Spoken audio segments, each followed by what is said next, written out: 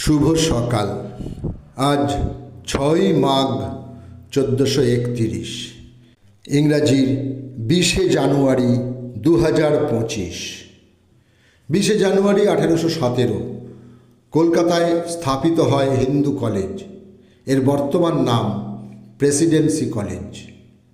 বিংশ শতাব্দীর স্বনামধন্য বাঙালি চিন্তাবিদ, শিক্ষাবিদ এবং সাহিত্য সমালোচক ছিলেন শিবনারায়ণ রায়। আজ তাঁর জন্মদিন।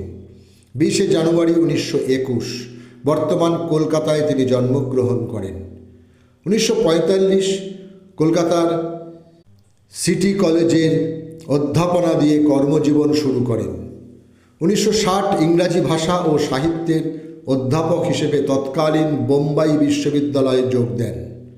1963 ভারতবিদ্যা বিভাগের প্রধান হিসেবে অধ্যাপনার জন্য অস্ট্রেলিয়ার মেলবোর্ন বিশ্ববিদ্যালয়ে কাজ যোগ দেন। দেশে ফেরার পর তিনি বিশ্বভারতীর রবীন্দ্র ভবনের অধ্যক্ষ হন। ইংরেজি কৌতুক অভিনেতা, গায়ক, গীতিকার ও গিটারিস্ট মির্চি বেনের আজ জন্মদিন। সময়টা 1970। 20শে জানুয়ারি 1954 পরলোক গমন করেন মহর্ষি মনোরঞ্জন ভট্টাচার্য। 1916 এমএসসি পড়ার সময় থেকে চট্টগ্রামের কুতুবদিয়া ও পরে হুগলি জেলার বদনগঞ্জে অন্তরীণ থাকেন। এরপর বেঙ্গল কেমিক্যালে চাকরি করার সময় অবসর সময়ে তিনি দেশবন্ধু ব্যক্তিগত সচিবের কাজ করতেন। 1921 অসহযোগ আন্দোলনে যোগ দেয়, 4 মাসের কারাদণ্ড।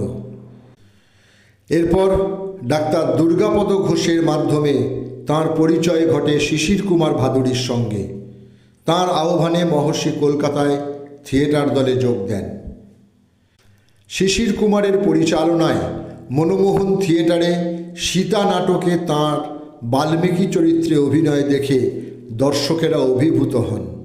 শিশির কুমার তাঁকে মহর্ষি আখ্যায় ভূষিত করেন। এরপর প্রতিষ্ঠা হয় বহুরূপী নাট্যদল, যার প্রতিষ্ঠাতাদের মধ্যে তিনি ছিলেন অন্যতম এবং আমৃত্যু তিনি সেই বহুরূপীতেই অবস্থান করেছেন। 20শে জানুয়ারি 1981 মস্তিষ্কে রক্তক্ষরণজনিত কারণে পরলোক গমন করেন সাহিত্যিক হরিনারায়ণ চট্টোপাধ্যায়। রেঙ্গুনের পটভূমিকায় লেখা তাঁর প্রথম উপন্যাস ইরাবতী 1948 সালে প্রকাশিত হয় দেশ পত্রিকায়। এছাড়াও তাঁর অনবদ্য লেখাগুলি হল ভয়ের মুখোশ, পাথরের চোখ, ছোটদের জন্য তিনি লিখেছিলেন বহু ছোট ছোট গল্প, রহস্য কাহিনী, ভূতের গল্প, রম্য রচনা, উপন্যাস প্রভৃতি। তৎকালীন ভারতবর্ষের উত্তর পশ্চিম সীমান্তে বিশৃঙ্খলা ও সাম্প্রদায়িক দাঙ্গা রোধে মহাত্মা গান্ধীর অহিংস নীতি প্রচার ও ধারণ করার জন্য তাঁকে সীমান্ত গান্ধী উপাধি দেওয়া হয় বলে ধারণা করা হয়। তিনি খান আব্দুল গফুর খান। এছাড়াও তিনি সর্বদাই মহাত্মা গান্ধীর অহিংস নীতির একজন একনিষ্ঠ সমর্থক ছিলেন।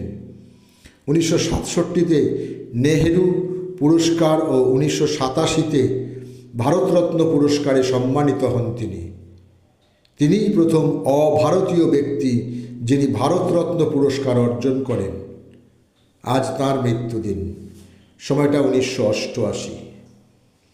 জীবনতারা হালদার ভারতের স্বাধীনতা সংগ্রামের অন্যতম বিপ্লবী।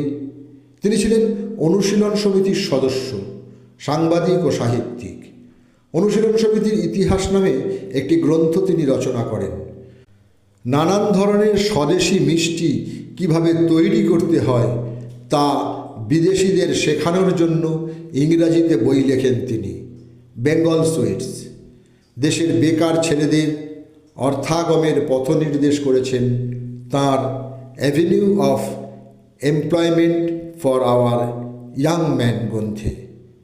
আজ জীবনতারা হালদারের মৃত্যুদিন। সময়টা 1989। সকলকেই আমার আনত প্রণাম।